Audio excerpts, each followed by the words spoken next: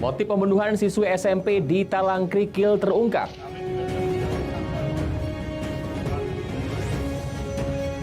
...20 hektar lahan di Sungai Rotan, Muara Enim terbakar. Warga seberang Ulu 1 diduga terjangkit virus cacar monyet.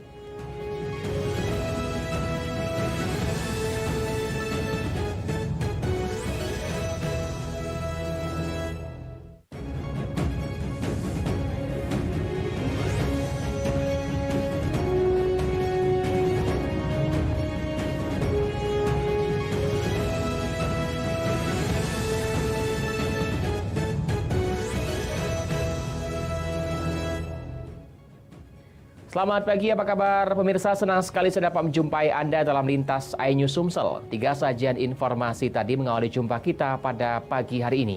Beragam informasi lainnya telah kami siapkan untuk Anda. Bersama saya, Ari Kristianto. Inilah Lintas iNews Sumsel selengkapnya.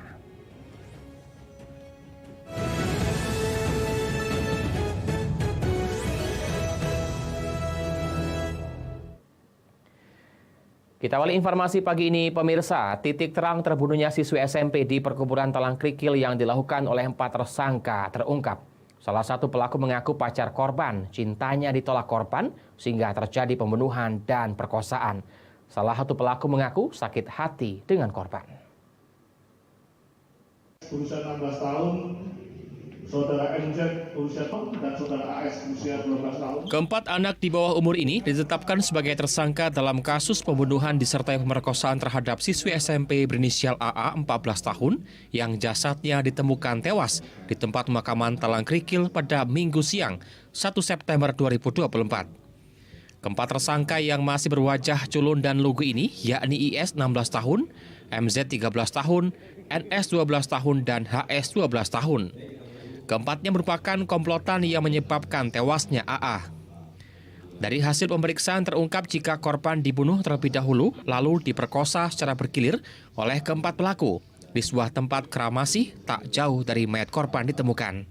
Setelah selesai membunuh dan memperkosa korban, selanjutnya jasad korban dipindahkan dengan cara digotong oleh keempat pelaku di TKP penemuan mayat AA ditemukan.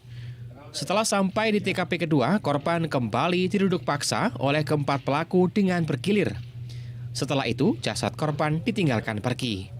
Dari keterangan Kapolresta Palembang, motif dari pembunuhan tersebut lantaran tersangka IS yang dikenal korban dari media sosial Facebook ditolak cintanya oleh korban. Tersangka IS ini juga sebagai otak pelaku pembunuhan karena dasar dari ditolak korban. Timbul niat untuk bertemu korban dan setelah itu menggilirnya. Untuk menghilangkan kecurigaan keluarga, IS ikut takziah dan yasinan malam pertama korban dikuburkan. Peristiwa ini sekali lagi bermula daripada adanya kegiatan Buddha Kepang. Dari pertemuan tersebut, tersangka beserta 3 rekannya mengajak korban untuk berjalan-jalan di area yang tidak jauh daripada tempat tersebut, di tempat yang sepi, di daerah perkuburan pecinan. Demikian juga mendekati tempat kremasi atau pembakaran mayat. Disinilah terjadi tindakan pertama, yaitu tindakan penyiksaan, pembekapan, kemudian dilanjutkan dengan tindakan pencabulan dan pemerkosaan. Dari Palembang, Muhammad David, iNews melaporkan. Sementara itu, petugas kepolisian dari Polda Sumatera Selatan melakukan olah tempat kejadian perkara susulan dengan menerjunkan anjing pelacak K9. Dari penyelusuran Scientific Investigation, anjing pelacak merekam jejak pelaku dari TKP awal yang tidak bisa dilewati kendaraan.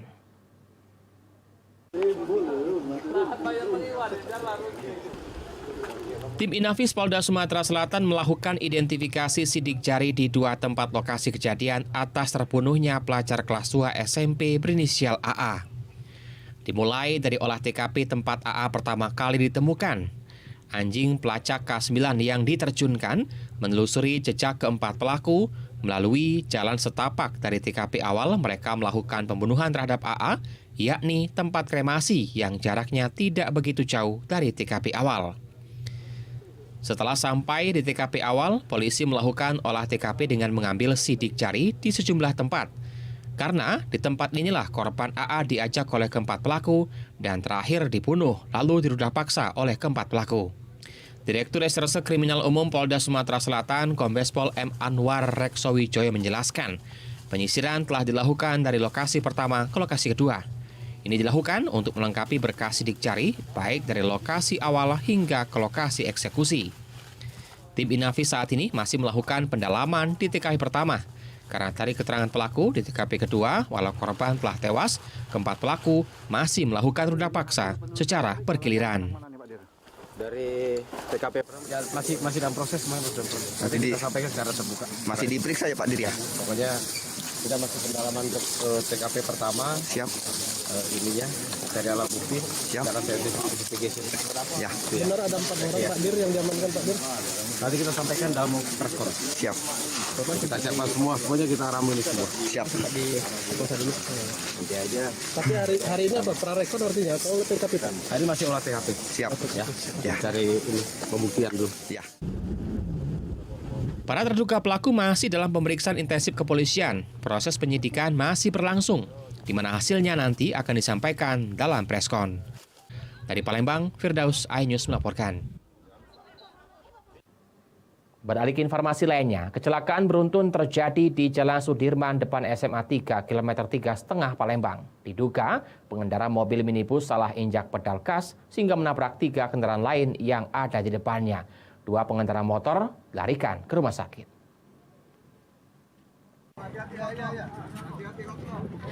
Laka lantas beruntun terjadi di Jalan Sudirman, tepatnya di depan SMA 3 km 3,5 Palembang pada Kamis siang.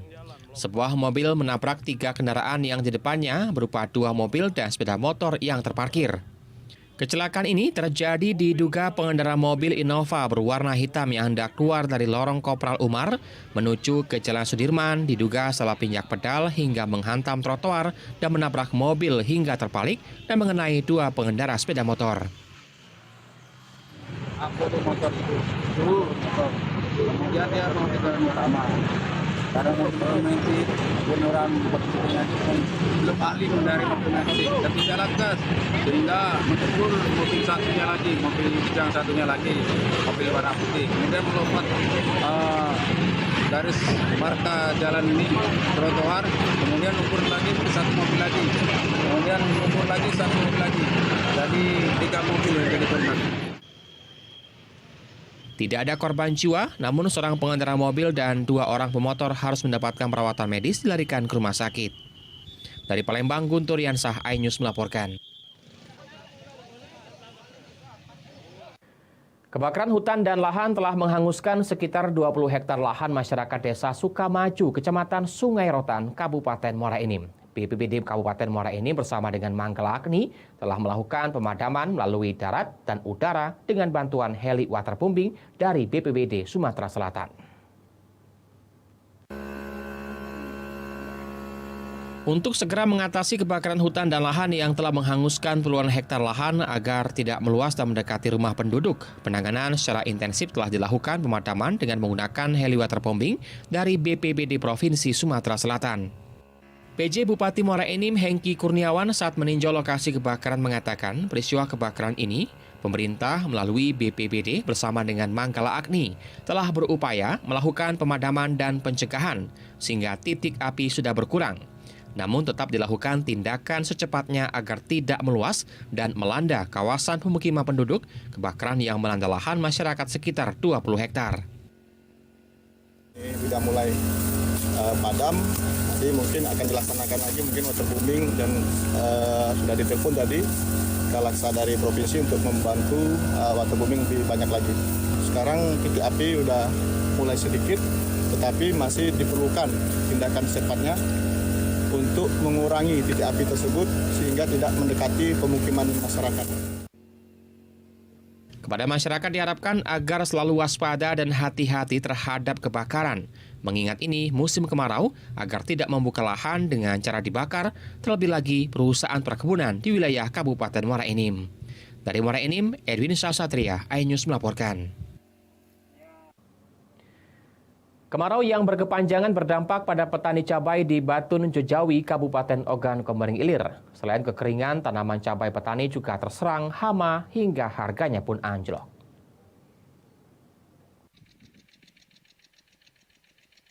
Petani cabai di Desa Batun Baru, Kecamatan Jejawi, Kabupaten Oki, Sumatera Selatan hanya bisa mengelus dada. Kebun cabai yang mereka garap saat ini tak hanya mengalami kekeringan dan gagal panen, namun juga terserang hama, terutama hama kepi. Biasanya dalam 1 hektar, petani cabai ini mampu memanen cabai hingga 1 ton, namun kini hanya berkisar di angka 5 kg saja. Harga pun ikut berimbas mengalami anjlok yang sangat drastis. Dari harga Rp70.000 per kilogramnya, kini hanya terjual Rp17.000 per kilogramnya yang dijual ke agen di Palembang. Alhasil pendapatan yang diterima petani sangat jauh menurun dari sebelumnya, bahkan merugi, tidak sesuai dengan modal yang dikeluarkan. Tanah kebun cabai kering kerontang sampai tanahnya merekah terbelah. Apa penyebabnya karena harga cabai ini menurun, Kak? Yo, hama ini kan kepi nah banyak. Kena hama. Ya meratos kalau cabai di sini kena hama kalau. Tidak mengembalikan modal ya, Kak? Tidak. Jauh dari harapan. Minus asli. Dengan bisa ngelus dada lah petani cabai di lubuk ini. Petani cabai berharap hujan segera turun, pemerintah memberikan bantuan hama seperti menstabilkan harga agar ekonomi petani tetap terjaga. Dari Ogan Komering Ilir, Fitriadi, iNews melaporkan. Pemirsa, usai jeda kami akan segera kembali dengan informasi. Ratusan wartawan demo di kantor DPRD Lahat. Informasinya akan kami hadirkan sesaat lagi.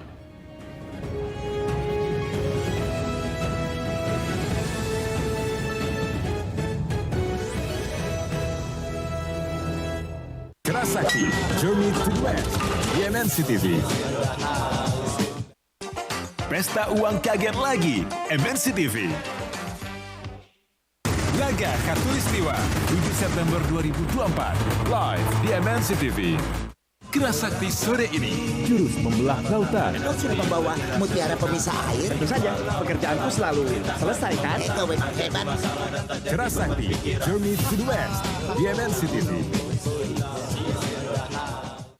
Laga Khatulistiwa, 7 September 2024, live di MNC TV. Ketika benci dengan orang, jangan berlebihan. Siraman Kolbu di MNC TV. Game show fenomenal hadir kembali. Family 100 luar biasa. Kami menyediakan hadiah 100 juta rupiah. Alasan apa? Kepada siswa yang suka telat.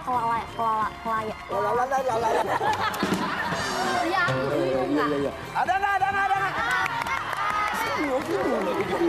Survei membuktikan. Oh my god, family 100 di MNC TV. Oh, berarti dapatnya 40.000, 35.000 ya, Be? Val! Akhirnya nih, dapat juga nih.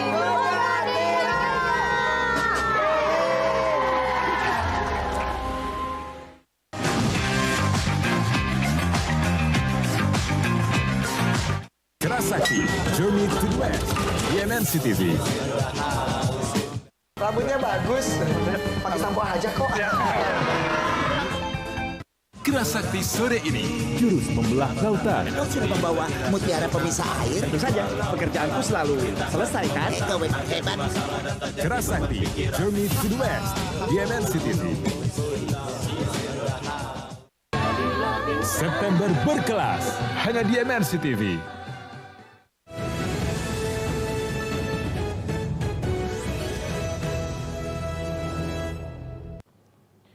Anda masih bersama kami di Lintas iNews Sumsel. Pemirsa, ratusan wartawan dari berbagai media di Kabupaten Lahat menggelar aksi demo di depan gedung DPRD Lahat. Aksi demo dipicu perkataan Sekwan DPRD Lahat yang diduga melecehkan profesi wartawan saat meliput pelantikan anggota DPRD Lahat.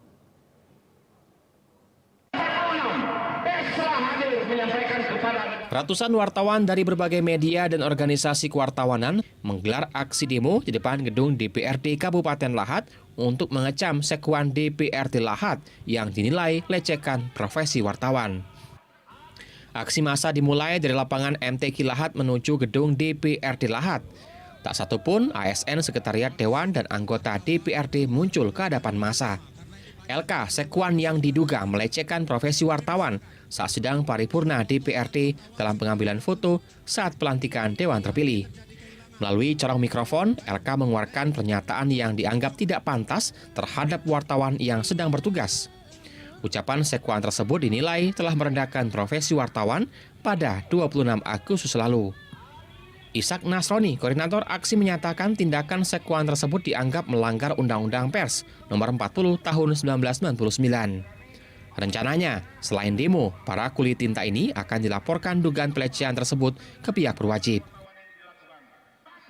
Dugaan penghalangan tugas jurnalistik di gedung DPRD Lahat saat pelantikan anggota DPRD terpilih beberapa waktu lalu. Makanya hari ini kami menyampaikan aspirasi dengan tujuan agar tidak terjadi lagi hal-hal serupa. Tidak terjadi lagi penghalangan tugas wartawan, tidak terjadi lagi penghinaan maupun fitnah terhadap wartawan. Kita akan melakukan pelaporan atau pengaduan ke pihak berwajib, dalam hal ini Polres Lahat. Dari Lahat, Malaputra, iNews melaporkan. Kita menuju Kabupaten Ogan Komering Ilir. Pemirsa, Badan Pengawas Pemilu Kabupaten Oki ikut mengawasi dan melakukan pengecekan verifikasi berkas calon bupati dan calon wakil bupati yang sudah mendaftar ke KPU Kabupaten Oki.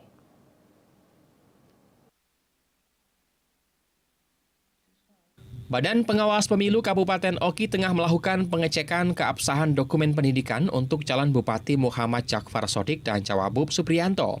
Hal ini dilakukan usai adanya pemberitahuan dari pihak KPU Oki bahwa sedang melakukan verifikasi faktual terhadap berkas calon yang sudah mendaftar beberapa hari lalu. Bawaslu Kabupaten Oki menerima pemberitahuan dari KPU Oki pada tanggal 1 September kemarin. Ada penelitian terkait ijazah sekolah pendidikan guru PGRI Pematang Panggang milik Cabup HM Jakfar Sodik dan ijazah SMA Negeri 1 Pematang Panggang calon wakil Bupati Supriyanto. Pengawasan yang dilakukan Bawaslu selain melalui online sistem informasi pencalonan atau SILON juga dilakukan penelitian berkas fisik kecocokan untuk menyesuaikan kebenaran dokumen tersebut. Diperkirakan sampai tanggal 4 September itu penelitian berkasnya. Nanti setelah dilakukan penelitian berkas, di situ apakah dinyatakan ada perbaikan atau tidak, jangan dilanjutkan di tanggal berikutnya sampai tanggal. Sejauh ini kita melalui SILON dan juga melalui langsung penelitian berkas yang diberikan salinan oleh KPU. Jadi kita cocokkan antara dokumen salinan dan juga yang diupload di SILON. Pengecekan dan verifikasi berkas sampai pada penetapan diperkirakan sampai dengan tanggal 4 September 2024 hingga dinyatakan apakah akan ada perbaikan atau dilanjutkan hingga 14 September 2024 nanti. Dari Ogan Komering Ilir, Fitriadi, iNews melaporkan. Puskesmas di 4 Ulu Seberang Ulu 1 Palembang menemukan pasien yang diduga terjangkit suspek virus cacar monyet atau monkeypox. Untuk mencegah penularan, pasien telah diobati dan dikarantina selama 2 minggu.